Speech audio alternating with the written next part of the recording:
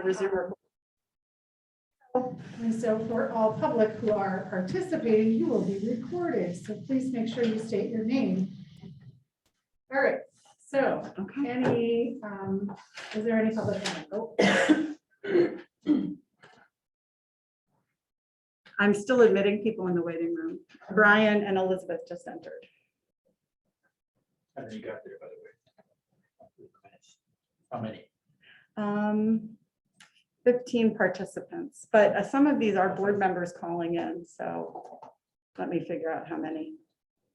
So is there anybody else who, any comments? 3 board members. Can I ask, is there any staff comment? There is a staff comment tonight. Hello, all. If it's all right, I'll just go ahead and read it. Is that all right, Yolanda? Introduce yourself. It's Tom. My name is Tom Harkins. I'm the Spanish teacher and the co-president of the LEA, so I'm representing the staff tonight. The teachers. Perfect. All right. So the LEA would like to express appreciation for our para educators. They work hard every day to make sure our school is able to keep its doors open and provide a positive experience for our students. We've always been lucky enough to have this group of dedicated professionals working side by side with us, but even more so since COVID started. In addition to the challenges we are all facing while we teachers are here in the building, our paras have time and again taken on the role of classroom teachers as we go through the same struggle as schools across the country to find substitute teachers that are willing to come into our schools during a pandemic. The familiarity that the paras have with the students and the daily routines makes them a huge resource when teachers can't be here for one reason or another.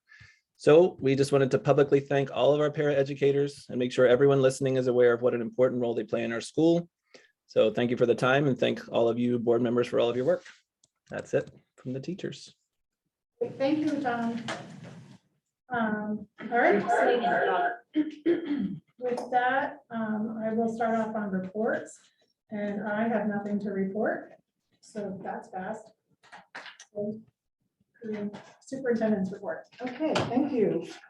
I have a couple items in the superintendent's report that are on the agenda for discussion. So I have some resources that I want to share. So I'll hold off on a couple items on administrative structure and recruitment search until we get to that point in the agenda. Just wanted to make a little bit of advisement on school-based committees and board representation to avoid conflict of interest in practicing good ethics. And this is nothing in particular, it's just general advisement.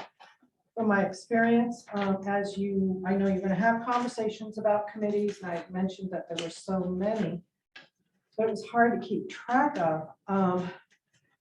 But one of the things that I might recommend, that I do recommend, is that board members are advisory on school-based committees. This shouldn't be part of a school committee that's making decisions. Because ethically, whether a board member realizes it or not, if there's a staff members on that committee, they may feel obligated to take whatever the school board member wants to drive it home versus what the actual need is. And it's not that somebody's doing it intentionally, but just the fact that there's presence presents a little bit of a, an ethics question. Is it right? Is it wrong? No, it just puts people in an awkward position. So board members shouldn't be really in the trenches deciding the details of what activities or what purchases or what teaching instruction or any parts that they're involved in on committee should be school-based. However, it doesn't mean that whatever is discussed in those committees is not shared with school board members, because school board members should know about that. But if they're at the table, I just think it raises a question. Well, they went that way because, and it puts all of you in not a great light in that respect. And so you pay people well, and you've got awesome people. I'll reiterate what Tom said about the paras. I mean, we don't talk about them enough because we don't, but what they do in a day's work, I mean, we'd be hard pressed to keep up with them because they just are so flexible. But it just puts the board members at a disadvantage when they are at that level. And I trust that you've got a wonderful staff here, and the hours they put in and their knowledge base should be trusted to be able to make all those decisions and then bring them to the board for final approval or conversation or input. But that they are the driving force to decide, what are we going to do about moving technology forward? That's just an example. I don't have any specific. What are we going to do to have tech integration instruction? What are we going to do with artist in residency? And how are we going to proceed with trade books and field trips? So just a little, I'm trying to help you tweak some areas that would take a little pressure off of you and kind of button up some of the operational systems. And if that's not what you want, I certainly am open for you to tell me, but just trying to look at what are good best practices, just like classroom teachers they talk about implementing the best practices for kids. And there's administrative processes and operational processes that are good best practices. And that way, in the eye of the public, you have to be accessible to the public, obviously. And so you have to learn to filter all of your concerns, questions, wants, and desires to the administration and not to individual teachers. Just little tips I wanted to share over time. I mean, I recommended a book, and I forgot to bring it, How to Become a Better Board Member. And I got it probably 10 years ago from the New Hampshire School Board Association, and I tabbed it and I've highlighted, and I use it frequently for my own practice of how to act with a board, or how, to be on a board, because I am learning that side of it as well. And I have a copy, and I wanted to bring it to you that you could share it. It's a good reference, but it just helps hone in on good practices. Aside from that, just a tip. Go ahead. I have a question, and it's related to that, because I don't know if, I think the public does have access to this document of yours, I'm not sure, but Yes, I do. Are you differentiating between the school-based committees and the board committees? Yes, they're all they're all interwoven in a sense, and I'm not clear on what, I think I mentioned it the last time, the board really has to be working in governance, strategic planning, the big picture items, not in what brand of something you're gonna buy. So does that answer your question? I don't know. It depends. You have a lot of, you have a lot of board committees. And that struck me because it just seemed like you should be able to still get the same information, but you don't have to spend your time going to a meeting and then being in a situation of, staff and board member.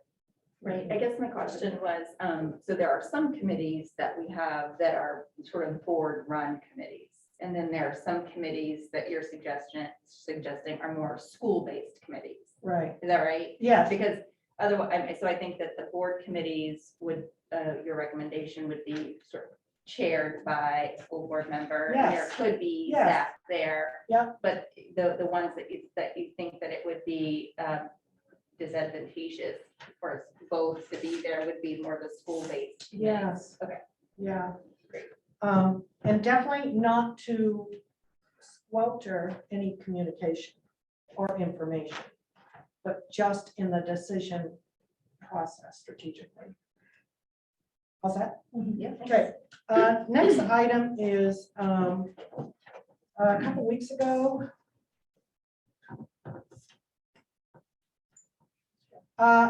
My glasses fog up. Yeah, same here.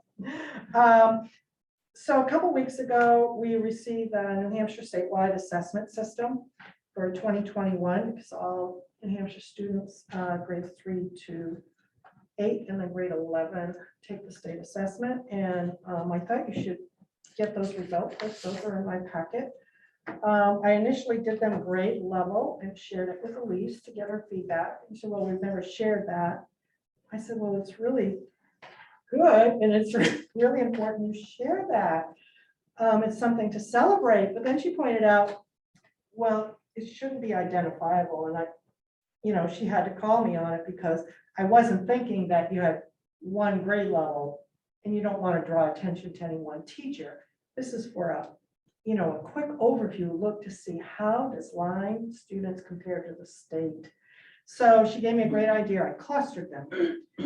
So grades 3, 4, and 5, and grades 6, 7, and 8.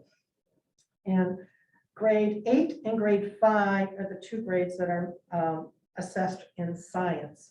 So looking at the top graph, grades 6, 7, and 8, the state rates students who are at different proficiency levels. So you really want your kids to be at 3, which is proficient, and 4 is above proficient. 2 is, I believe, needs improvement, and 1 might be below proficiency. So when you look at the combination of grades 6, 7, and 8 in reading across the board, and you look at the end of the line where I have 3, 4, or above, 4 is proficient or above, 71% of your students in those grade levels are at or above proficiency levels in reading, and the state average is 50%. Math, 54% of the students in those grade levels are proficient or above, and the state average is 45%.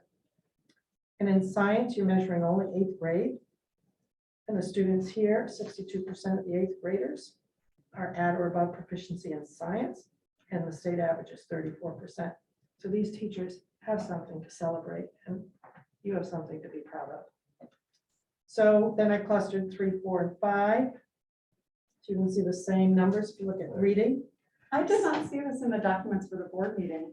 But Yeah, you gotta scroll way back, Scroll keep down. scrolling in. Yeah, It's in the superintendent report. in the, yeah, So it's within the superintendent. it is, and report just keep itself. scrolling way back. Oh, yeah. sorry. Yes, That's I'm all right. sorry. I do see that now. So the reading for 3, 4, 5, 67% of the students are at or above proficiency level, and the state average was 49.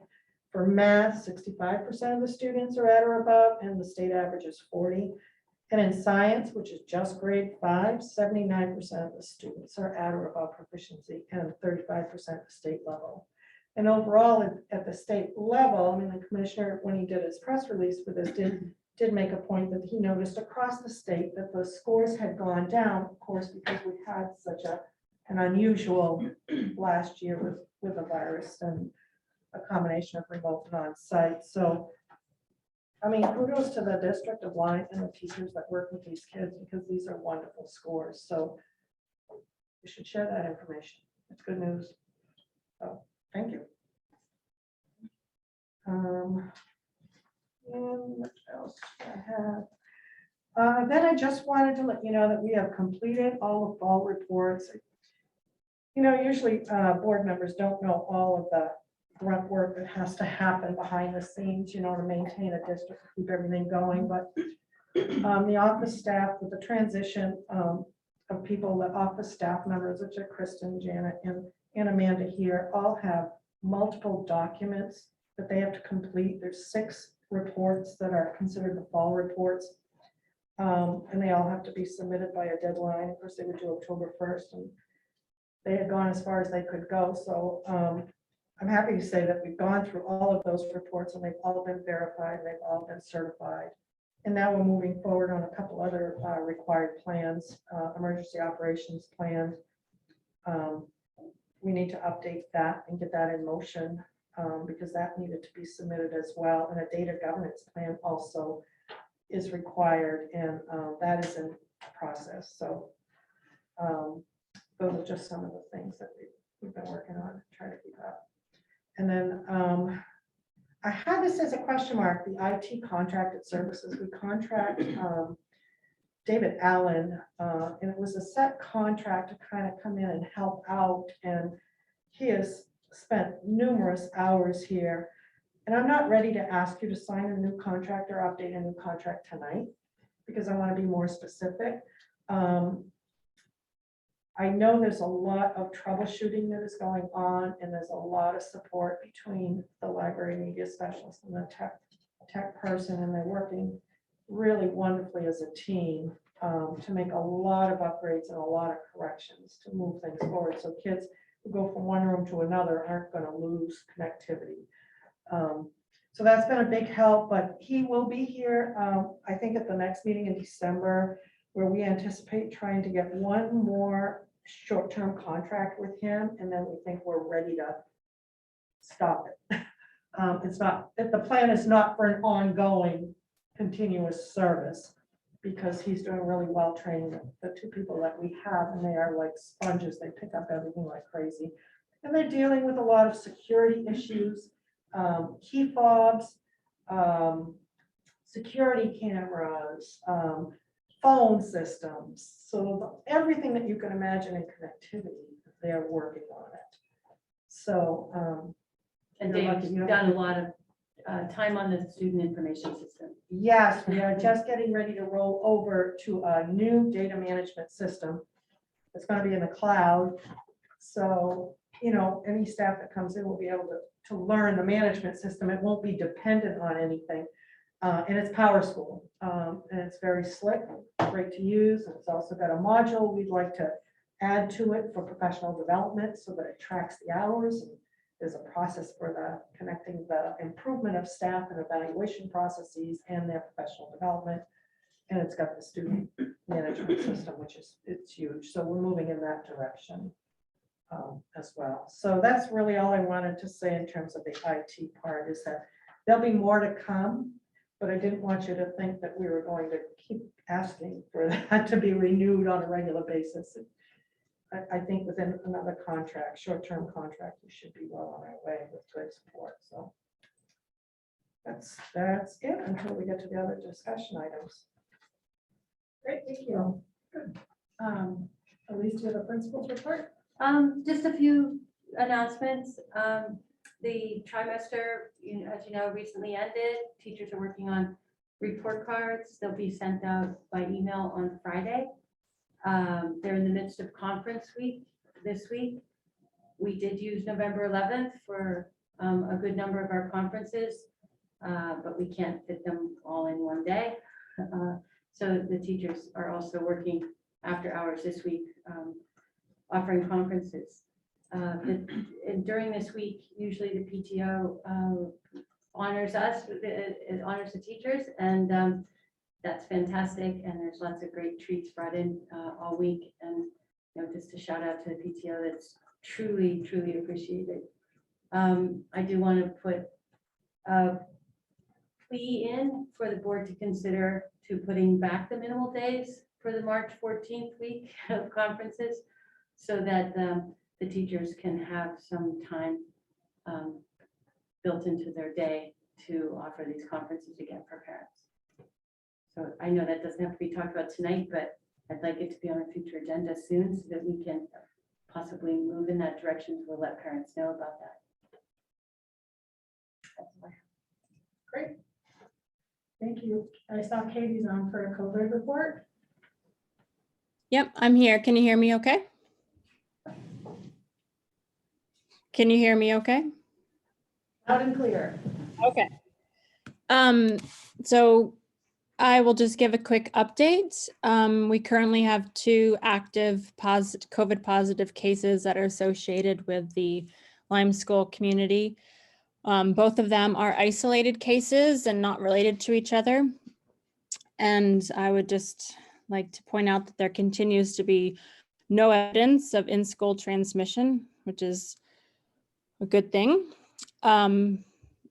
Next up is that I do know that many of our students from between the 5 to 11-year-old age range were able to get their first dose of the COVID vaccine this past week and during the weekend at 2 different clinics. Teachers were also eligible to get their booster shots at the Lebanon High School Clinic that was organized by the Upper Valley Public Health Council. And the last update would just be on the Safer at School screening program, and in cooperation with the University of New Hampshire. The consent forms have been emailed out to parents and staff based upon the percentage of positive and interested responses we got from the survey. And we have a site visit with UNH. They'll be coming to our school on this Thursday at 1 o'clock. And hopefully we will be able to have our first testing event on sometime right after Thanksgiving break. And if there's any questions?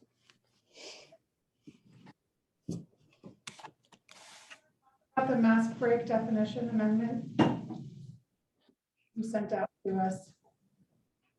I didn't hear what you said. Can you repeat that?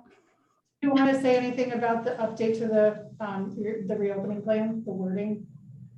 No, the COVID committee has just sent the update and a clarification to regarding mask breaks for the school board to review and approve to update the reopening plan. So. Did everybody have a chance to see that? Are there any questions about it? Excellent. Any questions about it? I actually have you off my screen, so I don't know. Okay. All right. Excellent. Thank you, Katie. Becky, I think you had mentioned to me that you have the faculty staff report. She needs to unmute herself, but she should be able to. Sorry, can you hear me? Yes. Okay. So I asked teachers to send me anything that they wanted to share. So I have several people shared with me that I'll just pass along to you. Jen Wilcox shared that we had wonderful participation in the first pumpkin book character event. Students had the option of creating a book character out of a pumpkin or a gourd, and it was a huge success. They were all in the lobby, and it was pretty neat to see. Devin Burkhart shared that the third grade has been focused on the theme of water in a cross-curricular unit, including collaboration with the Lyme historians and also the design lab. And the next theme that they are going to dive into is looking at fire. Lisa Dameron shared that the Dameron Girdwood Advisory is hosting a canned food drive for the Haven. It's going from November 15th to December 21st, and there are donation bids in the main lobby. They're collecting from 7:45 until 8 in the mornings. Mindy Lyons shared that the second grade just began daily recess chats after lunch recess in order to devote some time to social emotional learning every day. Emily Cushman shared that in the first grade, they've been working on writing small moment stories. They've been using mentor text to explore the ways that published authors plan, sequence, and make their stories engaging and share details about small moments. And the first grade has been very engaged in bringing their stories to life through using speech bubbles, detailed illustrations, thought bubbles, and emotion in their small moment stories. Brian shared that there are a lot of great things happening in the design lab, including designing water-powered grist mills with the third grade in support of the Lyme history and water studies, custom cribbage boards for fourth graders practicing math skills through games, the fifth grade survival shelters in support of a survival on a deserted island thematic unit in Ms. Burns' classroom. And perhaps most exciting of all is the launch of the Lyme School Maple Works program, made possible through an ITE grant. The evaporator has arrived and students have been busy building the program from the ground up. They're working on a program name and a logo. They're building a base for the evaporator so it can be easily transported, and they're looking forward to some sweet collaborations with teachers and community members in the winter and the spring.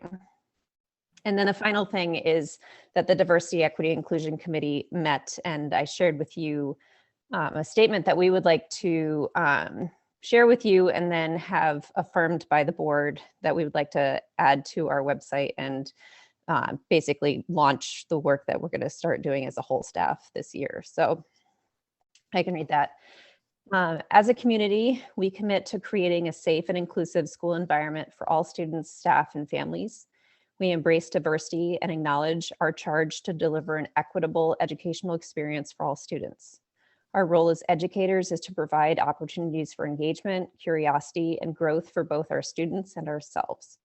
Our aim is to prepare our Lyme School students to enter a diverse world with an understanding of themselves and others as individuals, recognizing the value and importance of different identities and experiences. We hope that our students will be poised leaders of change for good in regards to diversity, equity, and inclusion. And that's all I have. Great. Thank you, Becky. Can I ask a question? Go ahead. Becky, is this just a start in terms of the statement? Because, I mean, it's a great start, but there's also sort of leadership, employment practices, there's, around DEI that goes beyond this. I mean, this is very student focused, which is wonderful, but it would be nice to have a statement. I think about sort of some of the educational challenges that are out there and the like, that it'd be nice to have it be about the school too, and who the school is. So it's just a question. I guess there's a committee, yes. I can try to answer that. So basically what we were looking at in and getting this started was to start somewhere. We don't have anything currently. So this is kind of laying the groundwork for the beginnings of work that we do hope that will expand out, and we would love to add to this and create a much larger plan and document that includes and encompasses basically all aspects of what we do at all layers. That's exciting. That's what I was trying to get understanding. Thank you so much. Is that something we should add to the agenda for this meeting as an I, to affirm the DEI statement? Becky, do you guys want to, would you like to, I mean, you mentioned that you'd like an affirmation of it, so. I didn't know if you wanted it to be an affirmation, a formal approval. I leave that up to you guys, but whatever that we can just include that, our hope is that we can feel the full support of the board. So however you would like to include that, if you would like to include that, we'll just add that to the statement before we post it.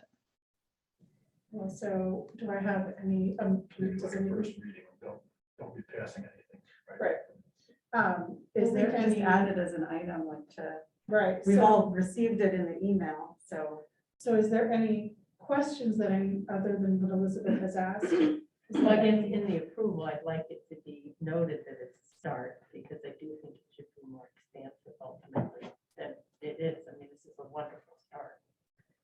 Do you think it should have some reference in the paragraph that would be amended to reference what you're thinking? was? Well, so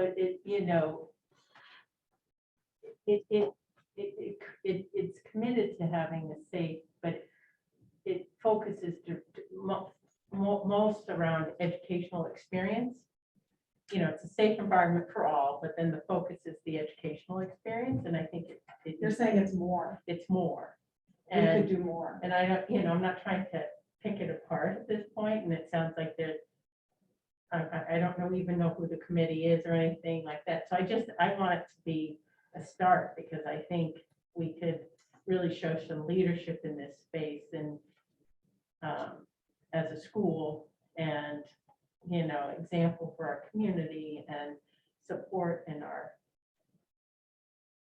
people that are here, volunteers or teachers or leadership or hiring practices and things like that. So, I wonder if the committee should have that conversation to see if there's any amendments. yeah, that could I'm add not to it. trying to be in it. I I'm don't just, know. there is some good constructs out there to help craft a statement that is All inclusive. all inclusive. The other thing, just, can I say one more thing?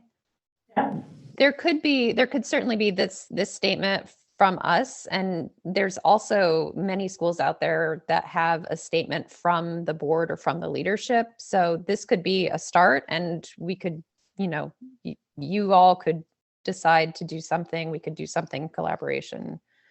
Well, I guess that's sort of Good what I idea. was going after. Good solution.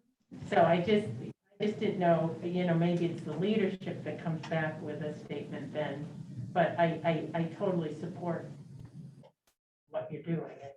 I'd love to see it be bigger. So with this Or did being, you? with this being their sentiments and their desire to put this out there on the website as their sentiments I don't know that it's not a policy or procedure. We're just sort of giving the blessing for them to be able to put their thoughts on the website, right? Which I think is something we could affirm tonight. I don't know that we would need a second read because it's not a It's not policy or policy. procedure. Yeah. That would- sounds good to me. I would move to affirm their statement. Do I have a second? I'll second that. Second by Glass. Any further discussion? All in favor? Aye. of approval? Excellent. And can you see Vince or is he? He's out, he might be on his. All right, no, I needed to be off mute. I'll vote aye. So it's unanimous. Excellent. All right, thank you, Becky. This is where it records. so Thank you, guys. Next on the list is a financial report. Okay. So I guess the first document I would speak to is the teacher stipend report. So this report runs through 11/19. And as of 11/19, there have been 110.25 hours paid for the transportation, student support, and scheduling. And the total cost so far to date is $5,154.59. And then the next piece would be the revenue report. So in the general fund, we currently have additional unanticipated revenue of $33,400, which is coming in the form of individual tuition, contributions, and donations. And our food service revenue is completely not really happening right now, so we haven't received any monies from the state for the SSO. So we're still, the food service management company is still doing all that, carrying all that weight. Special revenue fund, I have put in the report grant monies that we have not received yet. Just to balance out the expenditure report, because we have expenses in those line items. And anticipate that this revenue is coming, so anything that's in the projected column is anticipated revenue, which totals $122,366.90 in grants. So the total overall unanticipated revenue in all three categories is $60,710.48. You may have any questions on the revenue? And then the expenditure report, so for the projected tool that I use, I sent you the regular expenditure report from ADS, which has the actuals year to date. One piece I want to note that you can see on the actuals year to date report is that there is no encumbrance for vocational tuition. We have not received a tuition bill from either Riverbend or Hartford yet, so we don't have those dollars encumbered in the system. I have encumbered them in the tool. So on the expenditure report using the tool, projection tool, it shows a deficit in high school of $24,730.57. Overall, in the general fund, as you work your way down, right down across by the food service column, total deficit using the tool, which is heavily encumbered, is $36,557.59. And then if we flip that over, the balance, the grant funds are balanced out to the revenue side. And our so anticipated transfers, we have post-retirement benefit transfer. We had 2 retirees this year. So we would reach out to the trust fund to ask for that money. And then the high school trust, I balanced that to the deficit that I'm showing on the first line. Because we have to have a deficit in that line. And then anticipated possibly 33,000 for maintenance trust. So it gives us a general fund projected balance of $57,172.98.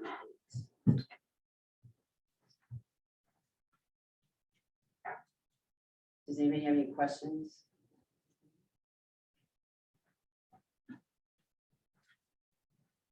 Okay, Thank you. Thanks. I'd like to ask if there's any committee reports, because we haven't had those in a very long time. I don't know if academic committee has met. We talked about, no. Wellness committee, I don't think has met.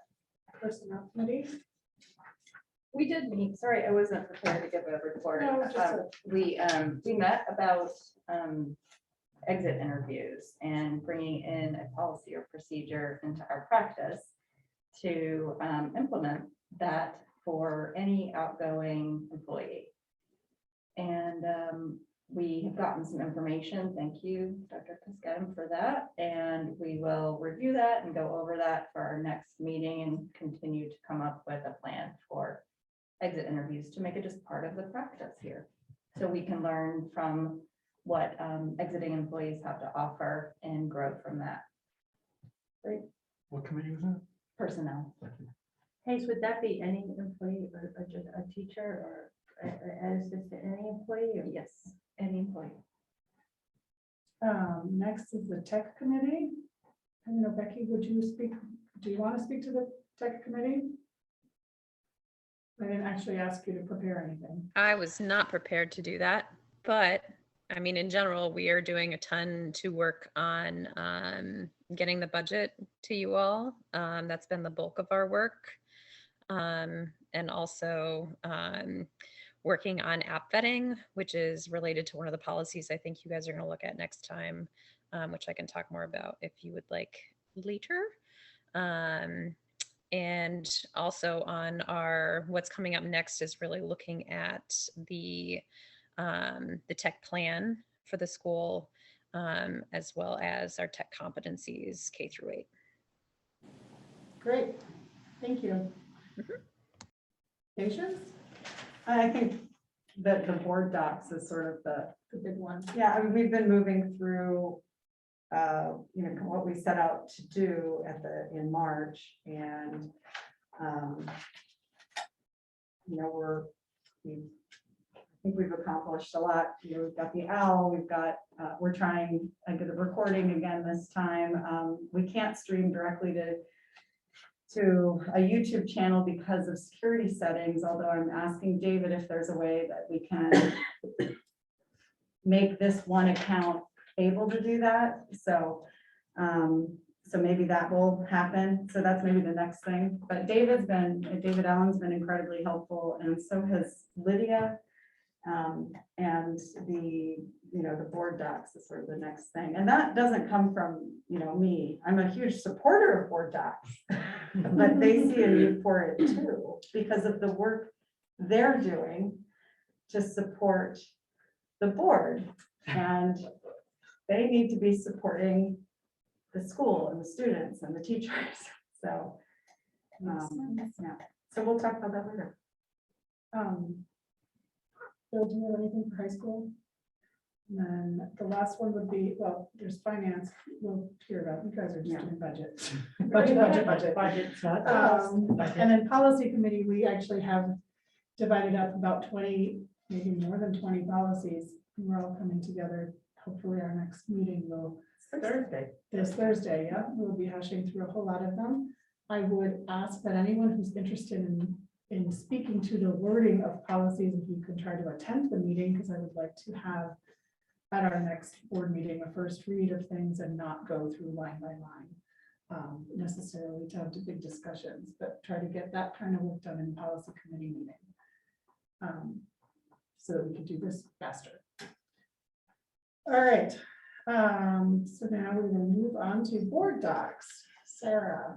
All right, so I sent out a couple weeks ago to everybody the project scope, which was, this is where we are now, because back in September, I presented information that was a combination of Laura Geary's work on board docs and what she learned from other school systems, and then augmented with Lydia Foxall's information, then augmented with my information from the salespeople, with the actual, language of the contract and what we would be signing and what the money is. And so all of you that had questions got back to me.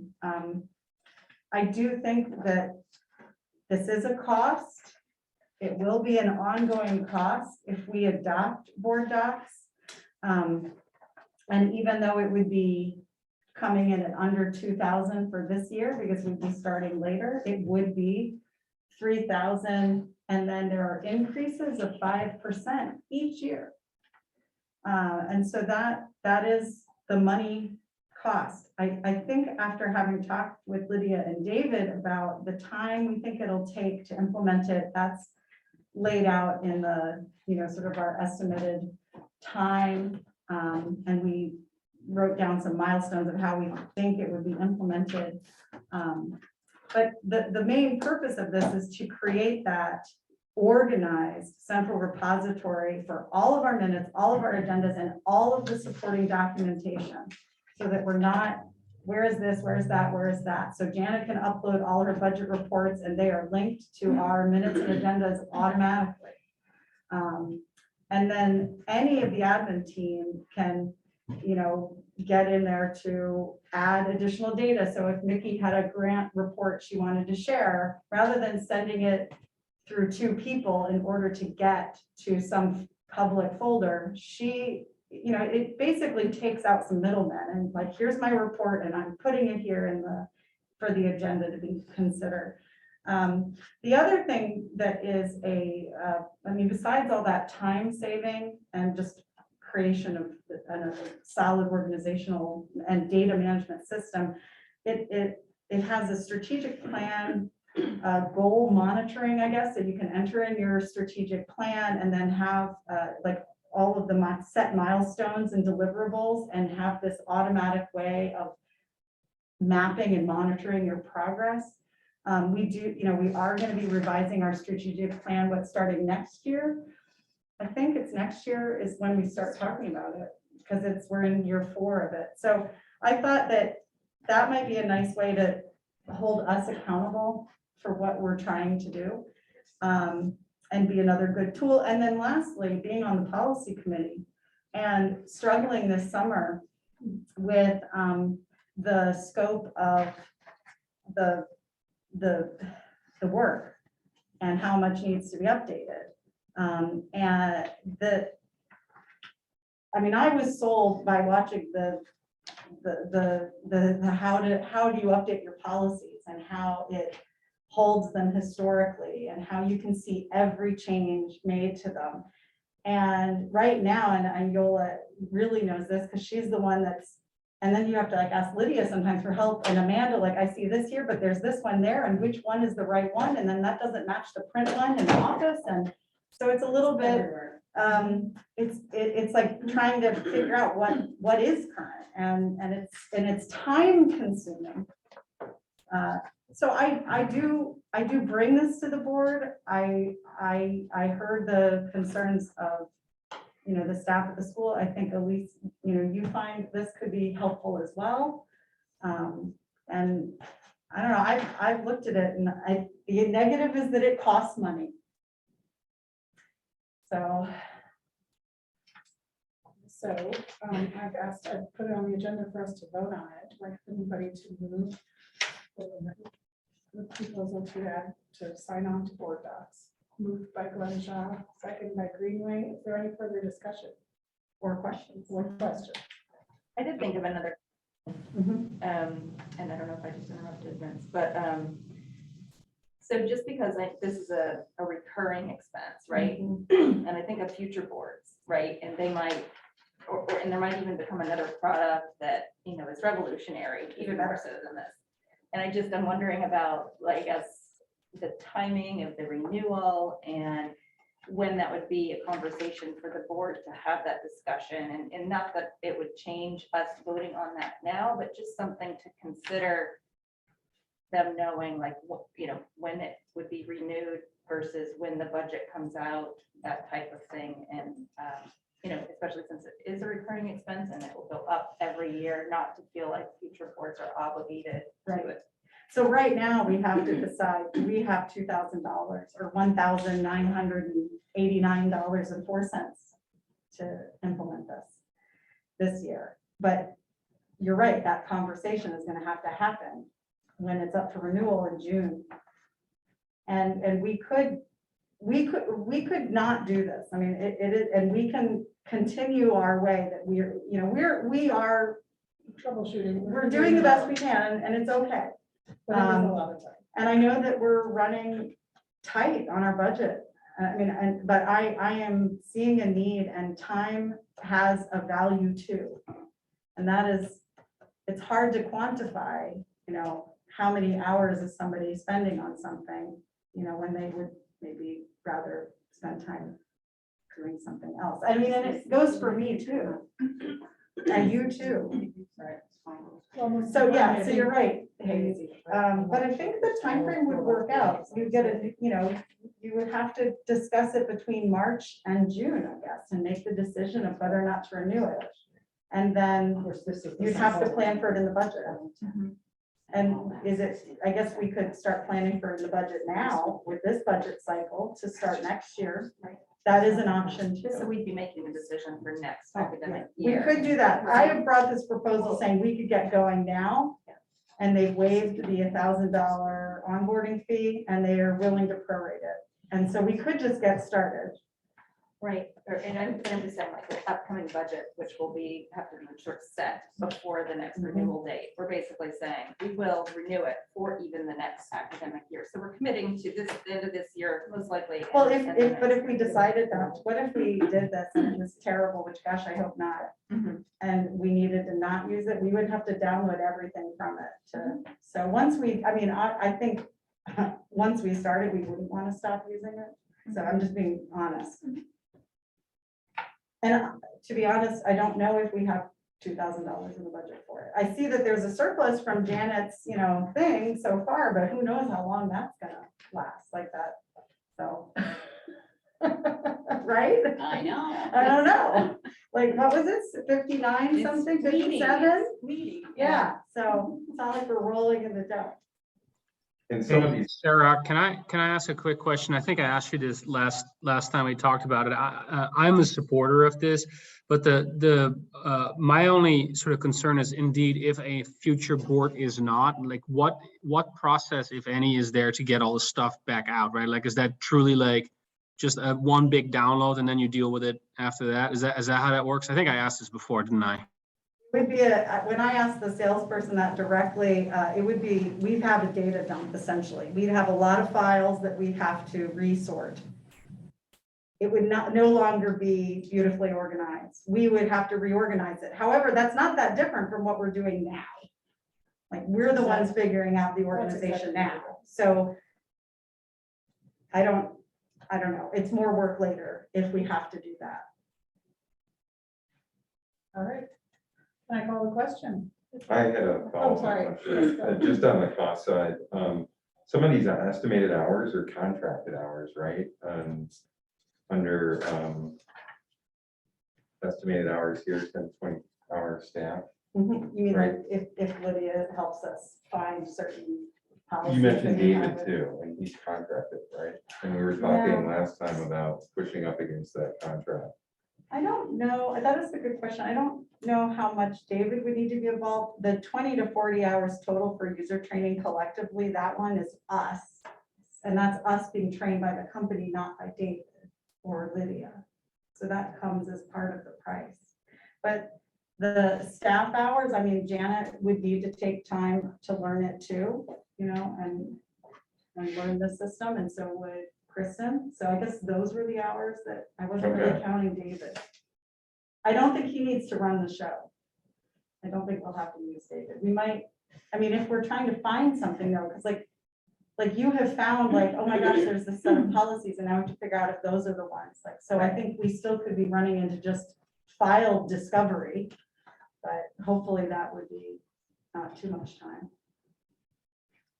Sarah, Yeah. do they offer tech support, ongoing tech support? It's ongoing tech support, it's ongoing training.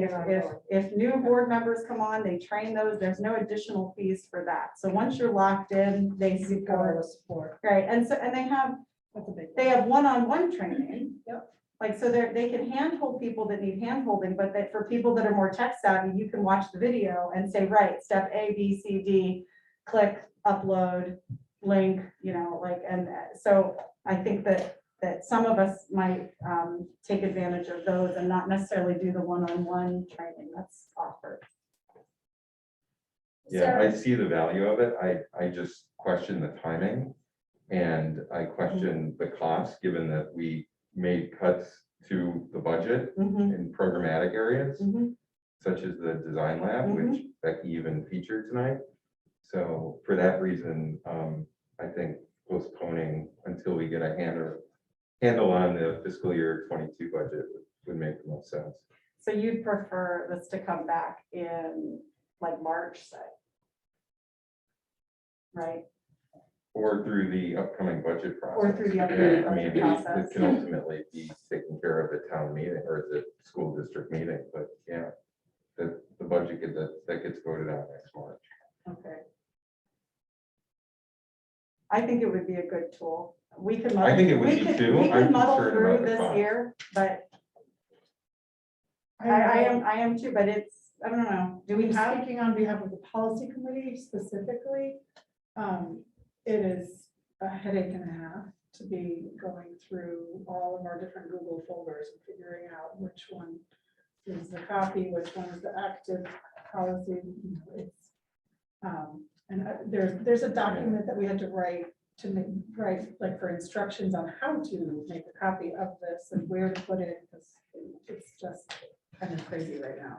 And it's not just that, it's also like the tracking the changes and there's just a lot of work that's happening There's a lot that I'd like lot to of little support of the things. policy committee. The other thing that I find really, that it would be really helpful is the minutes piece that Kristen, if she, it will be just uploaded and then she just has to flip it to approved. It is a little bit different than what she has to do right now. She has everything in a Microsoft Word document folder or something. And then it's very dizzying to look at. I think that is separate and not connected to the website. So somebody else, then she has to put it on the website. There's just all of these extra steps. And it seems like this could streamline it and eliminate some of those steps to make her job more efficient, which I think is the key. Yeah, and just to be clear, I'm not questioning the It's the timing. efficiency Right. and the impact and potential productivity. Right. It's just the trade-offs, and I'm gonna, and That's all things being equal here, or not equal, I'm gonna put emphasis around the educational needs first over a tool like this. any further discussion? So I would like to call the vote in the implementation of Word docs as presented in this amazing project scope that Tara put together. Starting as soon as we can. I think December 1st was the date, or I don't know whether Phil is offering an amendment though. Is he saying I just don't want to vote on this, but I want to vote on this? I would amend the table it. You would table it Yeah. right? until, So do I have a second to table it? Did you have a motion on the table to approve it first? Or do we send a motion? We sent one after. No. Redo? Isn't there a motion on the table to Is vote, that- because it was Has to be second. seconded, so don't they, after discussion, now take a vote or Or ask to can we amend rescind it? or Or ask to to table it? rescind the motion? Yeah, I have my Robert's rules with me. But yeah, I think it worked for the- There's Well, only, let's he's just- the only one who's opposed to it, so I think it's a done deal. Was there That's- anybody who would want to table it? that's just. So you have to act on the motion that's on the table. Okay. To approve it first, so maybe you all don't approve it because if you agree with that, or you ask, Okay. yeah, you gotta act on that one way or the other. Okay, Yes. so all in favor of the motion to implement it sooner, please say aye. To implement it. To As run with it written. now, as it is. As it is written and determined. Okay, well, I do, because I brought it to the board. Vince, how about you? I do. I support it. All right, and all opposed? Okay, so one opposed, so the motion carries. But your rationale is noted. And I Thank you. understand the rationale, so. All right. Next thing on the agenda, SAU office. Okay, in my superintendent's report, I know this, it is timely that you have this conversation about how you want to structure the district moving forward, whether you want to have a principal who's also a district administrator, and you have experience with that, and there's nothing wrong with that model, or you have a full-time principal and a part-time superintendent. So those are conversations that you have to have pretty early on, because either way, you're going to be looking for an administrator, whatever that administrator has to do. And I strongly urge you to start that process at the end of January. So what I did in my superintendent's report is I just provided you with some, the RSA, which RSA on what the requirement is by the state, and it is for the services of a superintendent. And you may already know this from when you transitioned the last time, but I'm not aware if there's new school board members that don't know that an RSA exists. So the RSA says that every school district must have the services of a superintendent or superintendent services, subject to interpretation. But the administrative rules, which are a part of the New Hampshire minimum standards for school approval, actually describe those administrative rules for those services. So Ed Rule 302 describes the role of the superintendent and the duties that they are required to carry out. And then the one right after it, and I just left it in there because I wanted you to see the one that references principles, and this one was in the middle. So 303 references the administrative rules for the duties of school board, substantive duties. And then Ed Rule 304 describes the duties of school principals. So I thought if you reviewed those requirements, you could interpret them as a group, either in your conversations, but you would have that to go on when you're thinking about roles. And certainly, I mean, whether it becomes a conversation that you schedule an additional meeting to have that conversation, or if you want me to do any further research, I did look at all single town districts, and there was only one that had a principal district administrator. From what I could find, I think that was the town of Mason. The others all had some sort of a superintendent, along with principal that ran the school. And I lost my train of thought. You were looking at other districts. I did look at who was administering all these towns in terms of superintendents, and noticed that there were some that did multiple small districts for a full-time job, probably. I don't know. I had a conversation and communication with, I think the superintendent of Plainfield and Grantham, and there was somebody else further south who does 2 districts. So, you know, it's really wide open for you to decide what's going to fit best for the Lyme School District. But I wanted you to know all those resources, and if there's more research you need to help guide your conversations and decision making, let me know. I'll be happy to pursue that.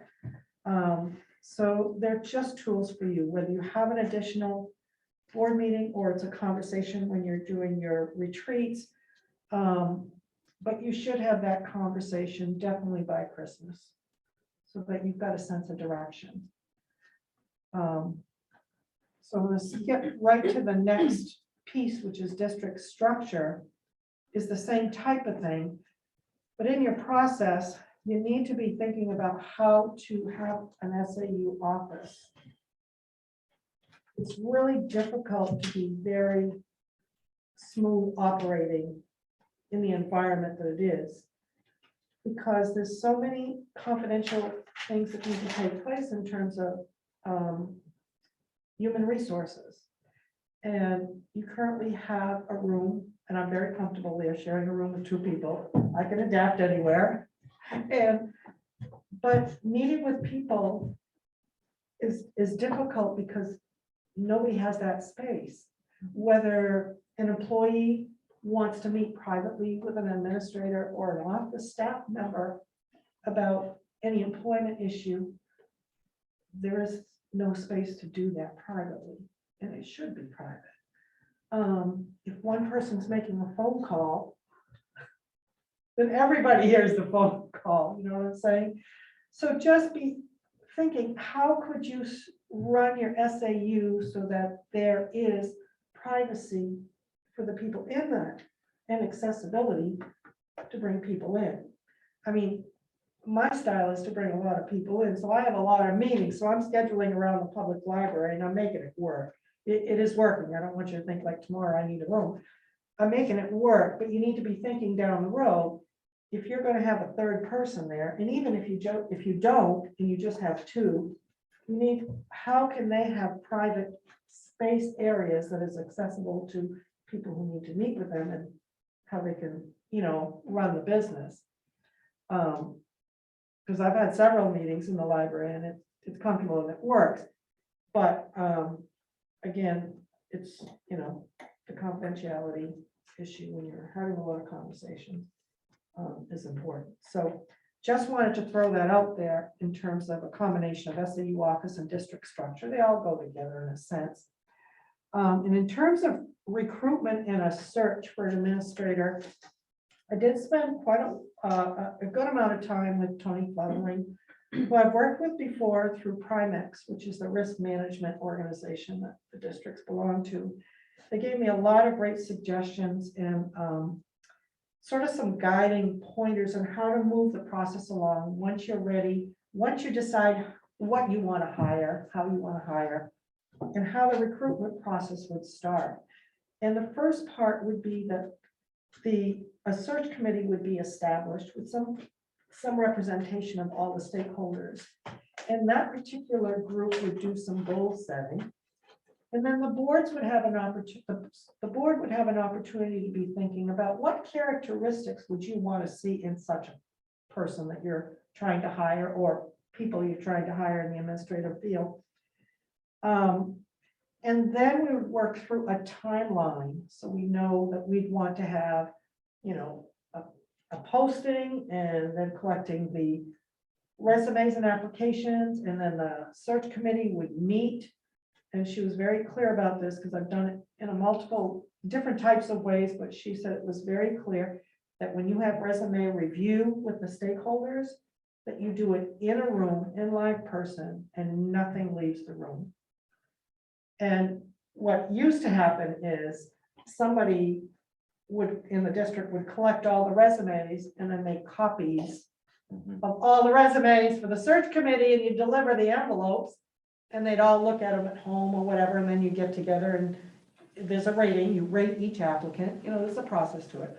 But she was very adamant about saying, no, when you do that now, no, you do not make any copies other than for people in the room, then you collect it. So there must have been something that triggered, you know, a breach of some sort, that they don't want you to take that chance. So there's a resume review, and then you narrow it down. The committee decides who they're going to interview. They go through the interview process. You narrow it down to one or two top candidates. And then the interview process moves to the board level. So the board gets to do the final couple the two, you know, she said top one or two candidates. I mean, and then the board would interview that candidate, make the final selection. Primex also offered doing a benchmark assessment that is available if the board wants to take some sort of an assessment that would kind of drive the group towards the type of characteristics they're looking for. There's a cost to that. That's not a have to. I wouldn't recommend it.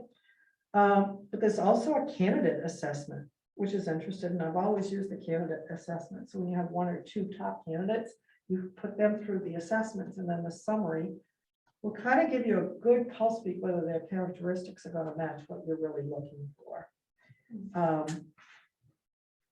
You know, and in terms of the timeline, I mean, certainly you want, you know, you want to do this all within January, February, March. And preferably have it pretty well cleaned up in early April. So wanted to share those resources. And Karen, can I Yeah. ask you, go ahead. Sorry. have you met with the team yet A about, search team? No, the administrative team leadership group. Yes, we've Yeah. met multiple times, And- not right. about this though. No, because it's important to know sort of where are the stress points, where is it smooth, what are the gaps, things like that. So that Yep. as you look at going out there or even, thinking about the roles, maybe some people have too much on the plate, others Yeah, can handle, I don't have this conversation, so I can't, but like, that's an important piece because it is a team it effort. is, it is. I did have a conversation with Elise about when she had a staff meeting last week, to please let the staff know that this conversation is coming forth on how to structure the district. And we do want to have a form of some sorts or some way for them to provide input and feedback on that. So you would have some input from staff, and we haven't taken it to that level yet, but they've been made aware. I'm just curious about the timing. I mean, if you decided to go with a superintendent and a principal, those people need to work really closely together, and usually the superintendent hires the principal. I'm just curious about if you're hiring two, how that works. I don't think we're even there. Okay, and if you're gonna change the subject, we're gonna go out to the public and go through all of that stuff and have public forums and talk about all those things. You can't just shift the structure without the public. Well, this was my question to Corinne, so I'm glad that you, Does anybody here have a Volvo wagon, oh, yeah, I do. 62P 45? Oh, yeah, are the lights still There on? are some people, yeah, the lights are, Okay, sorry. I'm sorry to interrupt. I guess I'll go get that. Two guys actually came to the door and Oh. said that the lights were. Still I on. have a question. They're supposed to turn off automatically. I've done something crazy. Well, my question has to do with, when you, in the first step, you said the group. And I think that, that, and it feeds into what Elizabeth just asked. So we talked about like group goal setting. Well, I wonder what that group looks like. I mean, there's us, but if we are looking at a change in structure, I think that there are going to be people that might want to participate in that conversation, or they at least want to be heard. Yeah. How do we? Do you think maybe some sort of a public forum? We'd have to do that. I'm trying to You think. can't- I'm you gonna can't go just see if shift my it car without- is- Yeah, go ahead. No, I know what you're thinking about. Because Um, there's, I think the first, in my mind, the first thing you have to look at is, what are we trying to fill? Where are the gaps? What is Right, it that creates a team? We can get all the licensures, that's to me is the easy stuff, what is the critical stuff is how decision-making is done, how does the leadership work together, and what does that look like? An A or a B in Yeah. my mind. And then, based on that information, whatever it is, Yeah, we've got to go out and then sell it to the public if it's different, because the public has to ultimately approve it, because right, it's a dollar line. item. right. So And how do you so, step out? so in we that have to venue? first come in and have all of that and decide what we think is what we're trying to accomplish, and therefore then go out to the public, get the public to buy in on whatever it is, if it's different. And then we can launch a search. And all that probably should be done definitely before Christmas. Yeah. To your point, Elise, I think that if the structure, I agree if we hire a superintendent principal structure, or decided on that the superintendent should be the one to hire the principal. And that if that's what we should probably plan, just push for something a little bit more eminent, like, because if we did end up down that route, we wouldn't want to be too late to get good principal candidates. If we ended up with keeping the structure, then it would be fine to be early, right? And it seems to me that it would be good to hold a forum to hear the teacher's thoughts and the public's thoughts before we deliberate, because then we wouldn't, we have to know what those thoughts are out there before we make any assumptions and then move in one direction, but then and then we hear other things that might lead us back some other direction, and recognizing, as we discussed before, that this is input with which we'll use to make our decision. Is there, except the only thing that's missing there, I agree with getting the public, is we have to understand where their thoughts are or aren't. And what is it that we're trying to fill in terms of responsibility? So at least having that level of conversation without necessarily debating structure is important, so that we understand what roles and responsibilities we're trying to accomplish. And that you think you would get from the existing administration. Right, because we're gonna know what, because Well, that- we also are gonna know the stress points that worked and didn't work before too, as a result of that. It seems like these could happen in parallel, though, Yeah, because sure. like one could, I think, I picture a forum is not necessarily being a conversation, but just a more of an opportunity to hear what people have to say and take that in and use that information. I'm curious, Elizabeth, when this all happened the first time around, you guys had public forums and you're mentioning that you need to have the public vote, essentially. right? Well, they Which had is to vote on by- the structure because it was a financial construct. And so we did that at district meeting. So if we were to want to do it as a structure, I mean, I just am curious if we would have to do it, wait until March. I mean, does that mean that we have to wait until March, right? Like, that's not a great idea. No, Do we have to vote on structure? Well, So I'm if there's a wondering, financial component to it, so you don't want to go out and do a whole bunch of hiring and then they vote down the budget Right. in March. So that's where the public forums are really important. You basically want the buy-in, even though it would be codified at the district Okay. meeting unless you held a special meeting, so. But We're talking about buy-in from the whole community, Yeah. the taxpayers, Yeah. is what the buy-in is needed from them, is what you're saying. Yeah, I mean, there was a construct. And you've got to get that buy-in. And so that's why I think it's really important to understand the roles and responsibilities and what it is that we're trying to address as a single district school. And where do we want the dollars focused and what do those dollars look like? And so it's actually a really critical component.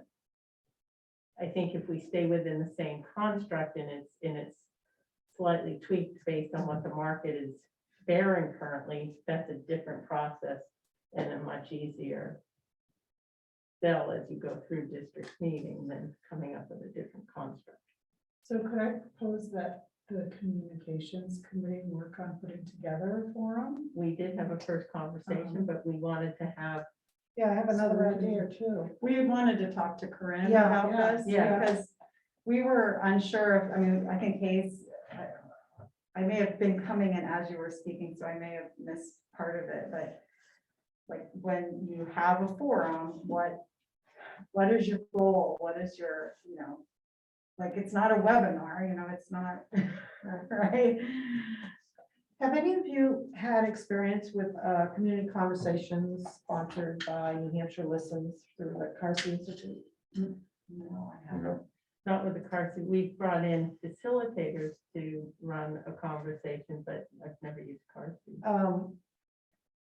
They have done a number of them all over in healthcare and education. I don't know if that's a resource, but it really pulls groups of people. And it breaks them up within small groups within the pool that attend the conversation, and then they come back together. And there's a facilitator for each small group, and there's specific target topics. So it sounds like you want to first identify, or you want to hear from the public on what their expectations are in structuring the district to carry out whatever the roles and responsibilities are. And I don't know if that's available. Certainly could check. Or with could the we pull it off Constitution. ourselves? I mean, could we do a Maybe, forum gathering people together maybe. in the gym and then breaking them out into classrooms based on characteristics? Is that what? Well, I don't know. You want somebody professional doing this. Yeah, I worry about I- bantering back and forth when people know each other too well, you know what I mean? Not that it couldn't get done, but Jay, But there would also be the difference between, are we talking about having a DA and a superintendent principal structure is just different than the characteristics of those two people. Right, those are two very different parts to yes, you this. want one person to do both jobs, or do you want to split them? Well, Right, or yeah, it's why not don't we the that? both jobs, it's different breakouts of the different team members, so we have to look at what the roles and responsibilities and how would you break them out, other than the licensure. So is that We can something- craft, you know, Yeah. I mean, that was the attempt in the construct, it didn't play out that way, but I think it's really getting our hands around it. And I think there's more responsibilities on the table than there has been in the past. It seems like it's getting more complex. So, I you have know, to do agree you, with you there. and do you look at some as roles and responsibilities, or is in, maybe there's some peripheral things that can get contracted out that, Maybe, you know, yeah. so that you can keep your personnel in check, whatever. You know, there's lots of ways to look at it. I mean, I thought, Yolan and Phil, that we were gonna have a second round, were we, to have this conversation amongst The retreat. with Corinne as a retreat item? That was, We haven't talked that's about what we it had discussed. yet. Did you set a date? That's on our agenda. Oh, well, that All right. was, you know, Okay, and so it when we just, get there, but yeah. then this came up tonight, so to me, it's like Yeah. almost ahead. Yeah, But I absolutely. think it's still a valuable conversation, but I think that piece is critical. Yep, you raise a So that point we there. understand what it is that we're trying to accomplish, and then we can think about what buckets does it fall into and what buckets seem to make Yeah. sense. So Elizabeth, are you saying that it's critical for, like, I think there was a suggestion that we do something in tandem or, you know, concurrently, but it's critical to know about the roles and responsibilities first before we make whatever next Well, step. yeah, so people To hear from understand the the admin. deliverables that the district has to. The requirements. The requirements and what is needed to function as a school. Right. And therefore, you know, we don't want to be stressing one role out and not another, or doubling things up. And I don't think we had a sort of strategic, holistic look at sort of those, and how might you break them up? What ways you break things down make sense and it has the most effective outcome for the school. That was a lot of what went into the whole process is, you know, as a single district school. a Can lot we pull should be- this off this way? Right, because a lot should be focused on the school Yeah. versus creating an administration thing out there that kind of spins out there and isn't as connected to the school, so. So maybe, would it make sense then for Corinne, you to start with something and then work and get input from the administration to see what Elise has moved from an AD into this principal's role. You see different things in those two roles. We have Nikki who did grants, and she does a number of other things that we probably don't even know about. You know, there's all of these little jobs that, or multiple roles within the one person's job. And so maybe that would be a good start. And I think what Phil is going to be talking about, ideally, we could have that 4-hour retreat so that we can just talk about it, right? And share it and just kind of and see where we Well, go. and it, you know, I think the question would be then, is it us and Corinne, or is it us, Corinne, and the, you know, senior team that we're trying to map out all these moving parts. I think the hard part is it emotionally impacts, could potentially impact jobs. And so that's a hard piece. But what really we're trying to do is understand all the deliverables and the moving parts. Job descriptions are good, weren't they? You have job descriptions, We pretty do have driven by the RSA's, and the administrative rule gives you your detailed job I mean, when they descriptions. broke it out. Yeah. It was. There's job descriptions. But then, there's but then also, we like, added an additional academic requirements. director, and some of those things got shifted around, and I think we're trying to figure out where are the gaps, Yeah. right? There are gaps in the current job descriptions that we worked under as academic director and district administrator. Right. There was no mention of a few things that Right. just got left out, so they do need to be. Right, it needs to be looked at because we need to understand those gaps and how do you think about it and utilization within the different roles. Like, I mean, I even learned when Mickey was talking about, I never thought of her that she's actually sort of up here and not, she's school-based, but she's not school-based in her role. And so how do you think about all those competing pieces? Hayes hit it on the head. I mean, in the last 5 years, the requirements That was me. that have been, okay, I thought she had referenced, the requirements have been put on schools just by legislative action is huge. Right, and so It's we need to huge. factor that in too. So, Which is just a reality, right? Yeah, all right, but certainly I'll have a conversation with Elise. We'll schedule a forum so that we can have a conversation and I can be on site to have this conversation with the staff. I also think that,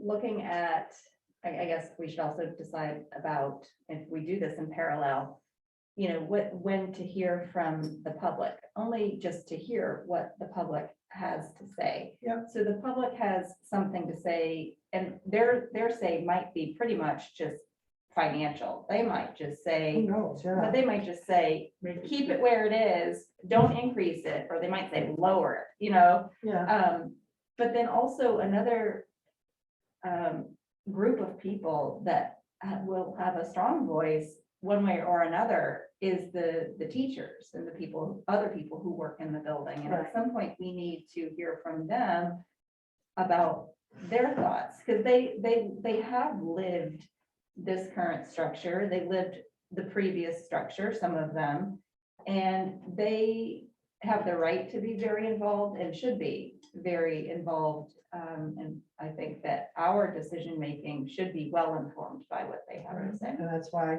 we should. do And I that also at the think same past time. board members who worked under, like Elizabeth, you were a carryover, but you're the only one on the board right now that was there in the old system. Right? So I think there's a lot of good things that could be learned from others that were here, just like if we're gonna know that the teachers that were here 10 years ago might have ideas. So I have a question, would everybody want to be a part of all of these forums potentially? I mean, if we're gonna hear from the staff, I mean, I think we need to be careful about allowing them to say something that potentially we don't like. Well, can't they speak with Corinne or Elise? Well, so Right.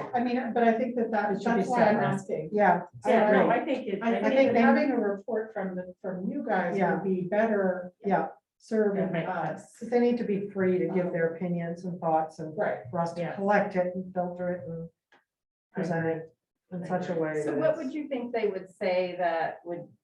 I don't know. I mean, it I would have be no like idea. personally derogatory. I would hope not. I mean, I think. Yeah, it's not about a person. Okay. It's not about, I think, Corinne and I already talked about it, like, it's more appropriate for Corinne to solicit feedback on the admin structure than me, as You're in it. You're part of it. Right, Sure. right. Yes. and in two different roles, and so if they want to say, if staff wants to say, well, this, we don't feel like we need this specific thing, they might not want to say that with me present, so I think I, need to be. Well, I guess I was questioning why the board shouldn't be present. We should, No. that's not our. I think that's that the not your- public though, we are beholden Right. to the To the public as public, elected that's different. officials. Yeah, we're If not. there's gonna be a forum, like obviously, we It better would be be there. all be. a- Right. But I'm very comfortable with the staff talking with. Okay, Corinne. no, I want to put it out there so that there's no. relative this or Are you comfortable with that. that? Yeah, I can pull that off. Yeah, Mhm. I'll make arrangements with her. And we'll All look right. like early in December, first or second week. So let's shoot Well, for, and I think it includes the business office too, there's a lot of tasks that Sure. happen out of there, I mean, it needs to be the whole We admin. need to get, everybody in the district has to have the opportunity to have a voice. Absolutely, I just wanted to make Yeah. sure it was full. Oh, absolutely, yeah. all right. Okay. So on that note,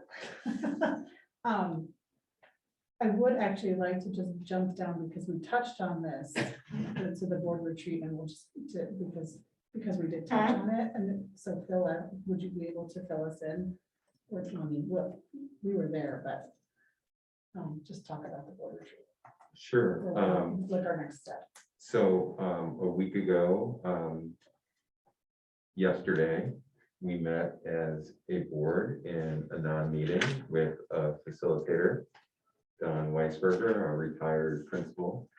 And he facilitated a conversation amongst the board for a couple of hours that was set up with the purpose of helping the board establish common ground and to begin a discussion around priorities. So and I think overall it was a productive conversation. Be interested to hear other thoughts on that, since we've had a week to reflect. I And certainly felt that it was productive. That's my 2 cents. But, Yeah, and I'm looking forward to another one.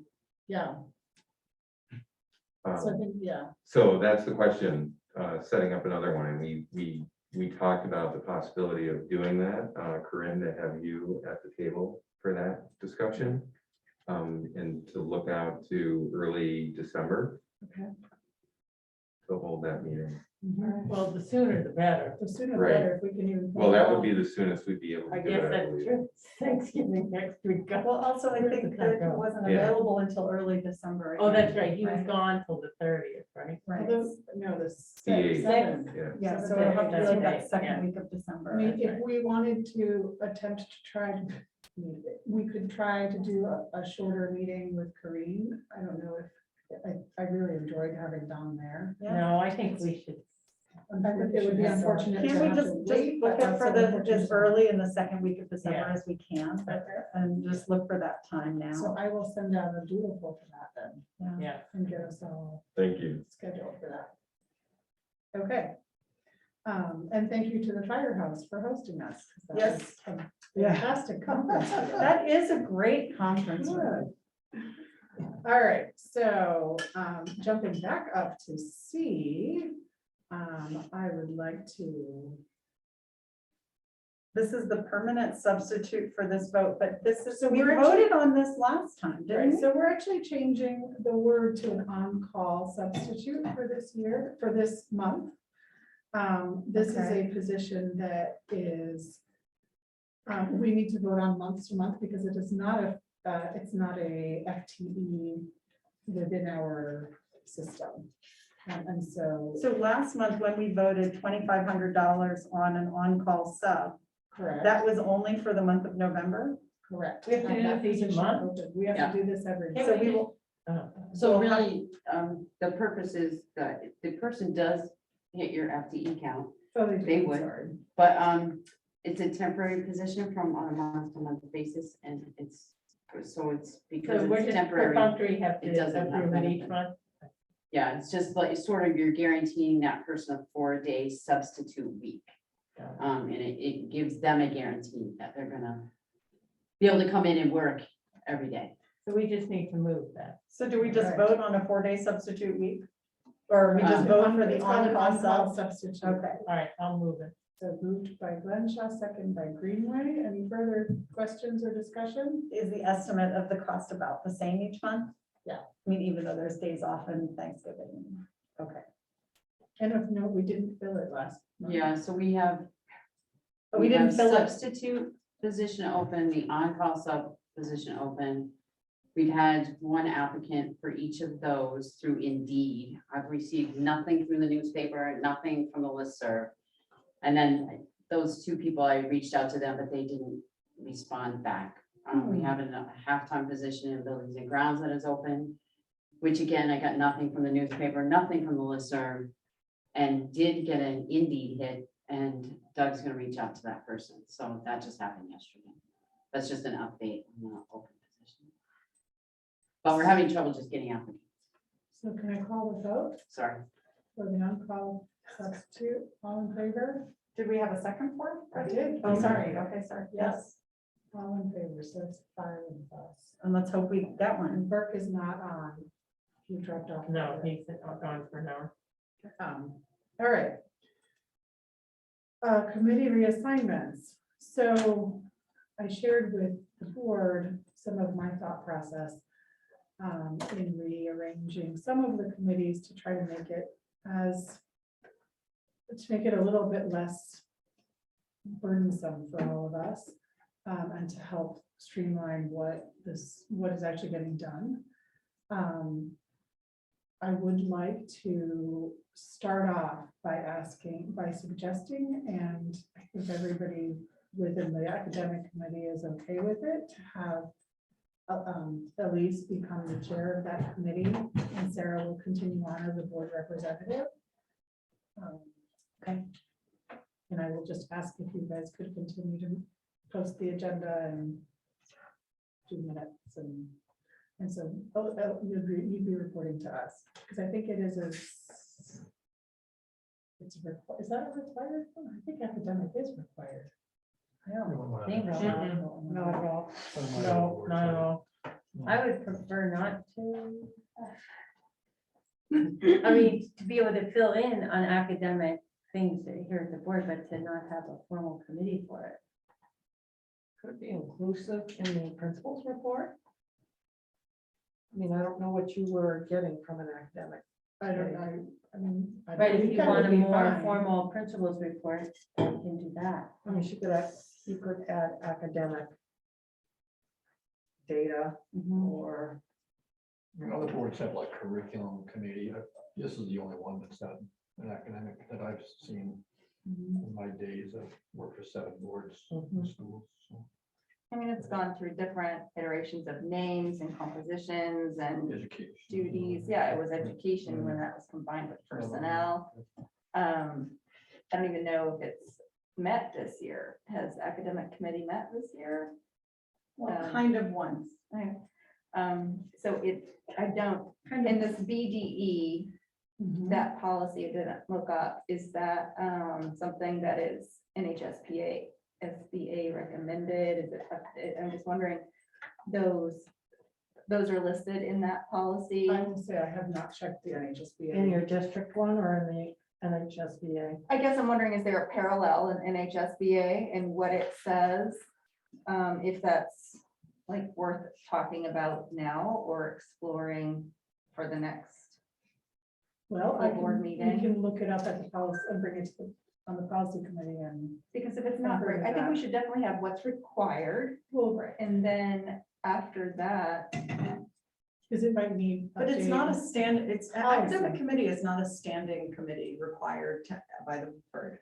That's what Corinne reported out in one of the first meetings that we had in October. By the state. So are we, so Hayes, you're saying, but are we personally, the Lyme School Board, required because our policies demand it? well, that's right, I mean, we, exactly, like, so do we want to change the policy to reflect what is required by the state? And then we can choose what we want to add on, if anything. Well, we can certainly, we don't, I don't think that was one of the ones that we did. One of the 20, 30 that we are doing now, but we can do that. Look at it and bring it to the board next time. Any other thoughts? I think fundamentally, just reading what the academic committee does, it seems to be the right place is it to live ruled by the school. Yeah. And so I have no, I mean, I wrote the note saying, I think that I would like to be appointed as a representative to whatever academic committee exists, but I don't think I need to be, this needs to be a separate board committee, just, I mean, that was my opinion. Then the question is, does it need to be a committee at all? Well, that's what, yeah, does it need to be a committee at all? Right now, in the policy BDD, it does have it. Did you pull it up? Yeah. It So has finance, academic policy. high school facilities and personnel. So it has personnel there too. I feel like, you know, when, on one of our last board retreats that I attended, I felt like, you know, I should be bringing the, as the academic director, bringing the topics to the group. But I also feel like it was really, it would be more of an inform. And so, you know, when I suggested like, okay, this could be a rotation of topics that I could bring to the board, to the committee, it really was in thinking like, well, this is really just pretty much updating everyone on this is what we're doing at school in this subject area, this is what we're doing at school, this subject area. So I would feel more comfortable putting it into this year, the principal's report, and next year, academic director's report to the board on a monthly, you know, on a board meeting basis. Would anybody have objection to that? But I guess the question is, does anything need to come into a committee format? And as far as discussion goes before the board, full board meetings? Because like you said, if it's just informed, then what's the use of a committee? Right. So I guess, is there ever an opportunity or need for conversation in the academic realm?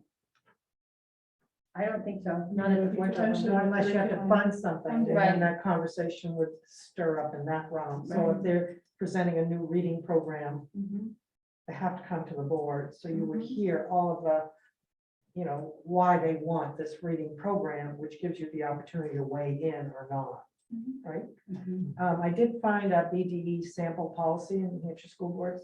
I think we'll Did you decide go to ahead. that, or did you go to the? No, I district's went one? to ours. Okay. But ours does say, that No, but although we it could lists the amend it. academic, it You says could you amend can it. decide whether or not this is the way you want to run it. Like, that's what it says. It was, oh, I guess it was updated in. Yeah, it's pretty 2008. broad. I mean, the It's- board it may have the says, following The standing committees. existence of the committees and representation should be reviewed by the board annually at its organizational meeting to determine if continuation is desired or necessary. There you go. So I mean, like, we have the ability to There's a just lot of drop it. attitude. Yeah, you can list what you have and change it, or. Makes sense. So, Was it any different that, were you reading the New Hampshire School Board? I was reading the Lyme School ours. Sure. policy. This one right here, BD. I have them But all. I think What you're does right. it We should say? put that on the list to be a number one, or, Why don't we, you know, Does it you have want a me, mess? I can add that, because I can do that one. Yeah, I'll put- let's I'll do put it that. on. Let's look at that one. All right, not that I can get to the right file, but I get to the data. and so the other one that I've talked to about, talked to a few people about is the tech committee, which Vince is not here yet, not currently, and I think I'm still in discussion about whether, because there's so much going on the school level, that the school needs to be getting together the tech plan and all of that stuff that really should be helping guide how the board decides things, but that should be a school-based thing. And so what that will look like with board representation or not, or just filling somebody in, I think we'll still go back to it. So I will fill you in next time. I'm hoping to. We'll make that decision final. And then this one other one that I had thought about, which I have not spoken to Katie, because she's got a lot on her plate right now, would be wellness, to have it run by the nurse. But that could also be something that one of the board members just does one meeting twice a year and involves everybody, and it's more of a smaller deal. Because that is one required by law. That's a federal. The wellness one. The wellness. Tied to a one. grant or It's something. tied to USDA. We have to have it to keep our food program. Yep. So it's tied to money, and that's what Tied to matters. money, it Okay, is. got it. So we So keep that is a wellness. mandate. So Keep let us wellness. not vote to dissolve wellness, but I think we actually do. I think we actually have to vote to dissolve or downgrade the To eliminate. academic committee. So we'll think a little more on it, or do you guys want to vote on it now? Maybe On we could what? talk On what? about what committees we want to keep based on Corinne's recommendation, and then the policy can be reflected by that. Okay. So I may have jumped in and I talked with Elise and then I emailed Corinne after talking to Yola. And so that's how I dealt with my issue. So I got input from stakeholders and made a proposal that it would be better to do it this way. So I guess I am saying, I would like us to consider dissolving the academic committee as a board-based committee. Do I have a second? Wow. Glenshire Greenway, fight it out. I was voting on it already. Any further discussion? All right, so let's call the vote. Yeah, well, I approve, I vote yay for that. All right, so 3, Bill. Yeah, all right, so 5 of us. And so then if there is still a committee that's out there and Elise would chair it, and then would we even are we saying it's still a committee and then there's a board representation, or there just simply isn't a committee anymore? Because we said you dissolve it as a board. As a board committee. I think we're dissolving it as a board committee, and then as, I think what you were saying is to have it brought as. If part of As a her report. report as the As a academic principal. director. I mean, at least you Principal said this that year, you do so- that, so that's. But if you, And ever then wants to just call me, I'll just come. I'll be there, I'll be there, baby. Yeah, you got that. So, but obviously finance, facilities, No policy, and personnel are necessary. I guess the question you put high school. So and, high you know, school, I think that, it's unique to us, right? Because we have to negotiate all the. well, so high school has the contract, there are some things that come up, I don't think that that's a committee, I didn't actually. I think that's sort of unique to our district. And it seems like something that probably can be less active and then more active when it needs to be. And it would be a board base. But I think it would have to be board-based because of the contract with the schools, the other schools. One of my schools has a personnel and negotiations committee that combine those two, and then anything that comes up in negotiations, be high schools or the contracts. So there's 2 sets. The unions, they do all of that. So that's one of the ideas, is combine some of them, put the duties underneath. another one. Yes, and that's okay. But we do, So wellness, tech, and communications But we're would not be editing. school-based committees. Is that what you're suggesting? Yola, I think in your, Wellness, tech, and yes. and communication. Yeah, we I don't actually- need communications either. I mean, I think we developed it sort of as a, I mean, maybe it was there last year, but my thought was, what are we trying to achieve? And we have like some, it's a, what is the word? Like, like, we're trying to achieve certain goals, we're getting them done. Maybe it doesn't need to exist next year. I don't know, but Well, I think that that's. like something- improving the tech aspects of these meetings was what we were, like, let's try to get that better, and we're, you know. We've achieved that. So it's functional, sorry, we're, like, it's very functional. I don't know if it has to be a committee, Mhm. but like, I don't feel a need to ask for it to be dissolved right now, because it keeps me on target to get work done, so let's not get rid of it. Excellent, you're in charge. The other thing about, the one thing that I would say about adding the high school into personnel for this year specifically is that we're gonna be busy with personnel. So with all the hiring and stuff, and so I think that might be not a this year kind of job to lump things in. So then when revamping VDE, we have finance, policy, facilities, communications, high school, and personnel. Is that Well, I right? want to look at this Correct. How about the policy committee look at BDE? Yeah, We that's will- my homework. We will take a look at it. But it was the policies, and I thought it would be helpful to discuss what we felt was. So I think that, and I would like to speak a little bit more, and Phil has you've been involved with Doug on a lot of the buildings and ground stuff. And because it involves finance so much, so I think that that was why it was, it's almost everything could be linked to the finance committee. But because there's been so many changes and it almost makes sense to have it as a separate committee. Everything's finance related. Everything. Until you get to a point where it And then once functions it's- independently, Right. and it's, you know, a different run, but I think initially we should have the facilities committee. So I will bring it again back to you guys, because I Yeah, have. work I think it's on worth it. considering. I mean, especially given all the deferred maintenance stuff that's come up.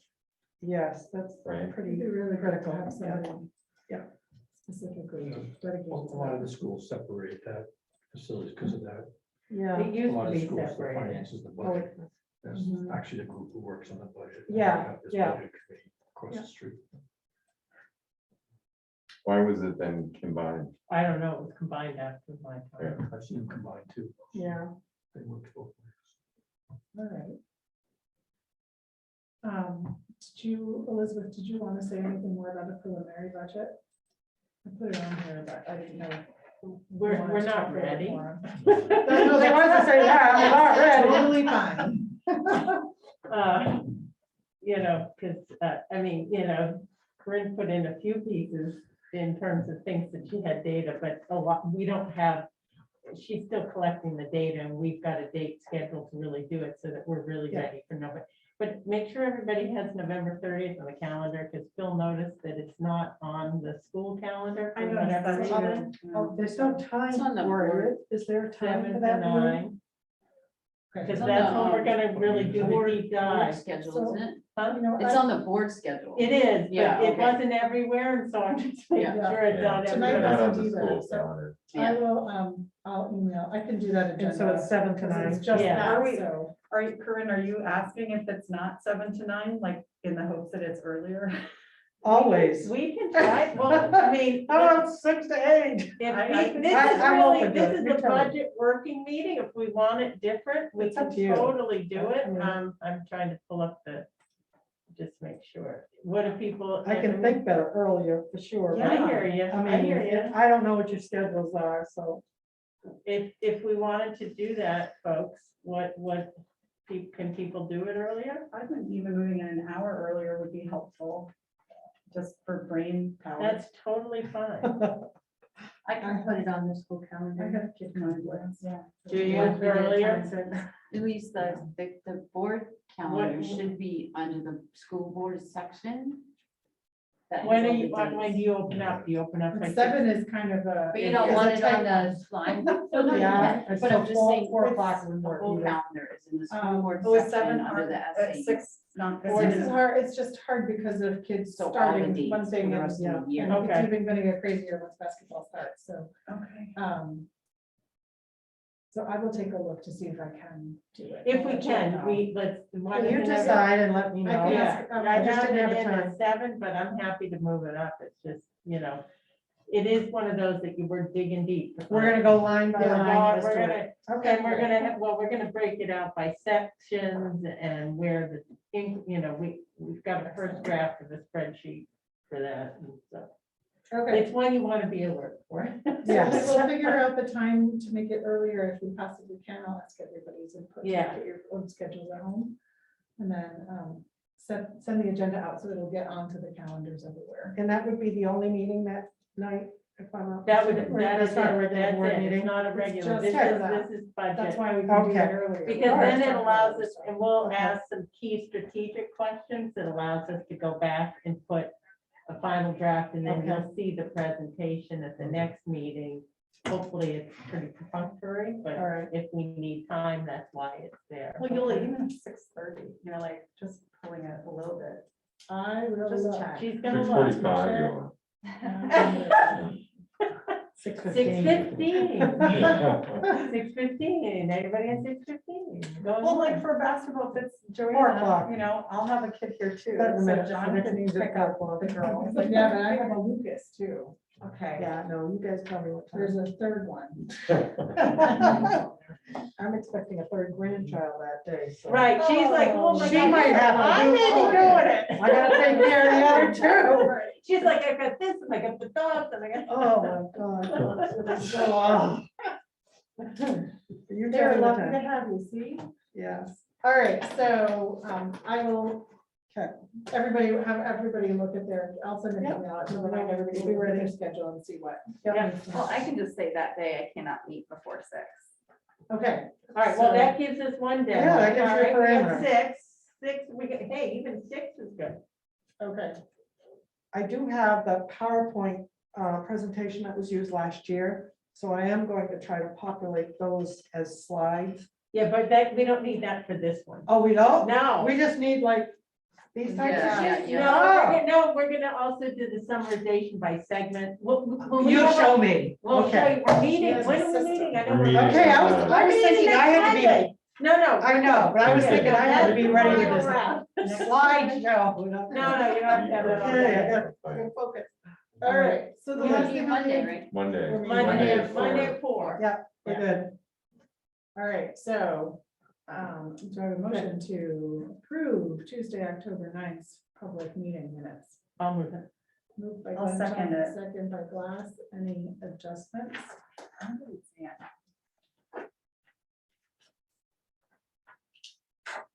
All in favor? Hi. Excellent. Do I have a motion to move Tuesday, October 19th draft non-public meeting? I'll move To that. approve them. Moved by Glenn Shaw, second by Oh, Hayes, by there we go. Sparta. no, Freeway got it. Sorry. So I actually have one addition to make that would be substantial, and I put it into the document because. I When didn't did have you my do that? paper. I just didn't have my paper with me, so Okay. I put it in, but hold on. It had to do, and it was a substantial change, which is why I. Is it up on I the think I closed it. Google? It should be in the Google Draft. Oh, yeah. Oh, About, Uh-huh. educative communication. Yeah, so it had to do with administration bringing to the staff that this is not precedent setting. Yeah. And that we're gonna be following with the leave without pay.